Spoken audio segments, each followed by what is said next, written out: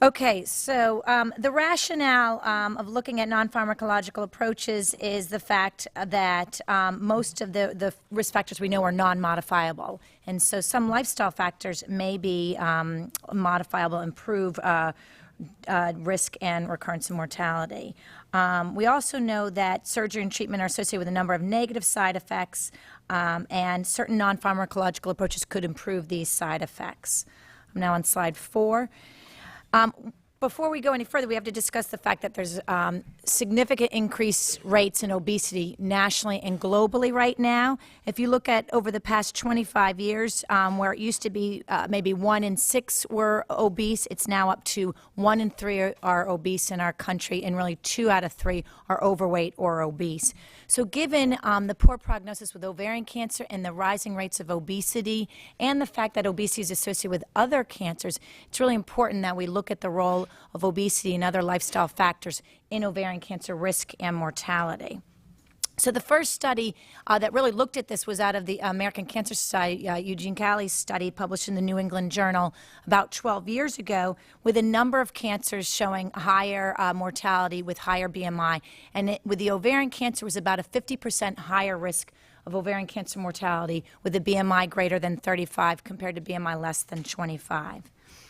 Sixth slide. When we look at how many studies, these are observational studies that have looked at obesity and ovarian cancer risk. There's been over 50 epidemiological studies looking at this, with about a 1-unit increase in BMI associated with a 3% increase in ovarian cancer incidence.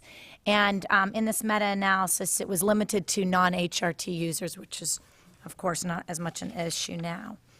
What about BMI and ovarian cancer mortality? Fewer studies done. About 14 studies published, and a meta-analysis published 2 years ago showed a slight higher risk of mortality, about a 17% higher risk of ovarian cancer mortality with BMI of 30 versus BMI less than 25.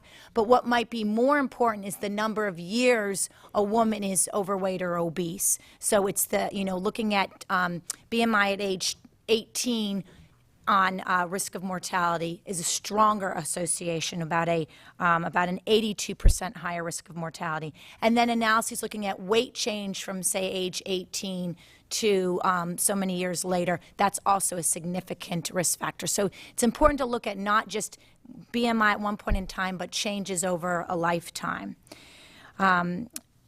So what are the mechanisms of how obesity may influence ovarian cancer risk or mortality? It may delay diagnosis. It may hinder optimal surgical and cytotoxic treatments. It may cause postoperative complications, and it may be associated with other chronic diseases which interfere with their tolerance to chemotherapy. So what about a lifestyle behavior that could prevent weight gain or even promote weight loss, such as physical activity? So what do we know about the literature with physical activity and ovarian cancer risk? A meta-analysis published a handful of years ago of 12 studies showed a pooled estimate of about a 20% reduction in ovarian cancer risk with about 2 to 3 hours per week of physical activity compared to that. And some of the mechanisms are prevention of weight gain, effects on ovulation. We know that those girls who are active had a delayed menarche, and also maybe amenorrheic, lower sex hormone, inflammatory, and metabolic pathways. What about physical activity and mortality? Very few studies. One case-control study looked at, so these are women recalling physical activity levels before their diagnosis, but they did find about a 30% lower risk of ovarian cancer mortality among the women who were more active versus less. So getting to the Women's Health Initiative observational study, which is slide 11, we published this last year. And so the strength of using the WHI data from an observational perspective is that it's prospective. So women completed these questionnaires before diagnosis, and they continue to complete them after diagnosis.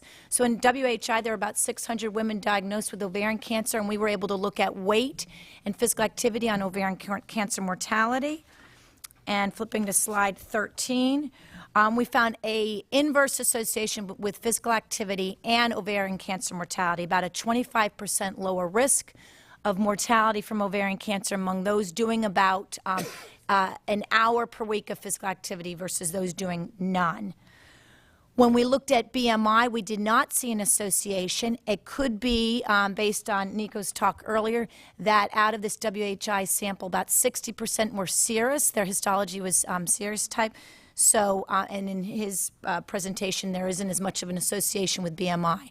The point is that there's really limited data on BMI physical activity in ovarian cancer patients looking at mortality. And we really need more studies funded that are better designed really to answer these questions. What are some of the mechanisms? We know that VEGF and angiogenesis might be a strong marker. We know obesity is associated with higher VEGF, and in a recent paper published in the end of 2014, it found that Avastin, that obesity modified the efficacy of Avastin on improving ovarian cancer outcomes. So it might be that you know, what would be the role of weight loss or prevention of weight gain? We don't know. Looking at animal models, there's been very few studies published looking at animal models, but one published just at the end of 2014 was a mouse model where they deleted P53 and BRCA1/2, and mice were fed a high-fat diet versus a low-fat diet. As looking at obesity on tumor aggressiveness, and they found the tumors to be 3 times larger in the obese mice versus the non-obese mice, as well as genomic and metabolic differences. So the tumors were actually biologically different in the obese mice versus the non-obese mice. This is really the first study looking at this in ovarian cancer. So I think we need a lot more research in this area because it's lacking. So aside from looking at ovarian cancer mortality or progression-free survival, what about the role of quality of life? We know that ovarian cancer patients have a really compromised quality of life. And so there was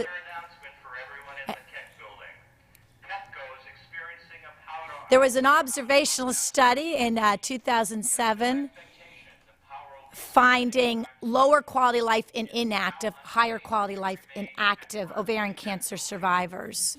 I just have about 2 or 3 more minutes with this. So where we are now is I received funding in 2009 to do a randomized trial in women with ovarian cancer to look at the role of exercise on quality of life endpoints, but also on certain biological markers of ovarian cancer. So that was the WALC study, or the Women's Activity and Lifestyle Study in Connecticut, where we enrolled 144 women with ovarian cancer. They were about, on average, 1.5 years post-diagnosis. And we recruited them and then randomized them to a 6-month exercise intervention or usual care. And interestingly, you know, but when we started the study, there hadn't been a study of exercise in ovarian cancer patients, so we had no idea if women were, 1, going to be interested, 2, were they even going to be able to increase their exercise levels. We designed the intervention to be telephone delivered, home-based, knowing that a lot of these women are in and out of treatments regularly, and there's barriers related to time.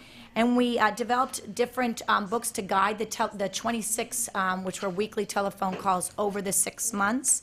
And we found adherence to exercise to be remarkable. On average, the women were doing exceeding the recommended amount of exercise of which is 150 minutes per week, and they were doing on average 166 minutes per week, with over 2/3 exceeding that goal, and over 90% meeting 80% of the exercise goal. So that was an exciting finding in and of itself. And these women, I do research in breast cancer patients as well, and this group of women with ovarian cancer were so enthusiastic about the study. Their adherence to the intervention was just exceptional. So they are able to exercise, and they are interested in these lifestyle interventions. So we looked at patient-reported outcomes, quality of life, FACT-O, FACT fatigue, SF-36, and collected fasting blood on these women, and we also have access to some tumor tissue. Our findings will be presented at ASCO in June in an oral presentation, so I can't go into detail with the quality of life findings, but we did find a strong improvement in quality of life in the FACT-O and fatigue and SF-36 with exercise compared to control. We'll also present some of the changes in some of the inflammatory biomarkers and the metabolic biomarkers that we observed a favorable finding. Also, another kind of post-hoc analysis we looked at was lower leg lymphedema, knowing that this is, lymphedema is commonly looked at in breast cancer, but few studies in ovarian cancer. And just looking at the prevalence, we measured it 3 ways. One was via the lymphedema specialist, by questionnaire, and by barometer, and each of those showed about a 25% prevalence, and when any of those measures about a 40% prevalence of lower leg lymphedema. So that's another sort of quality of life reported or patient reported outcome that kind of needs more research.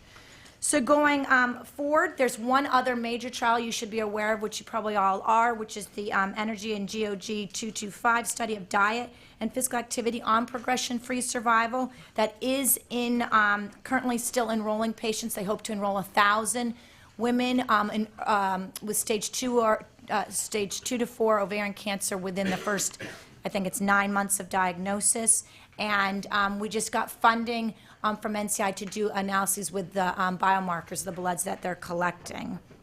So in summary, I think there is, unlike some other cancers such as breast and prostate and colorectal, there's very little looking at lifestyle factors in ovarian cancer prognosis. So I really encourage you, when you're writing up your summary statement, to really kind of consider the importance of doing animal modeling, phase 1, 2, and 3, and 4 research related to lifestyle factors in ovarian cancer. Thank you.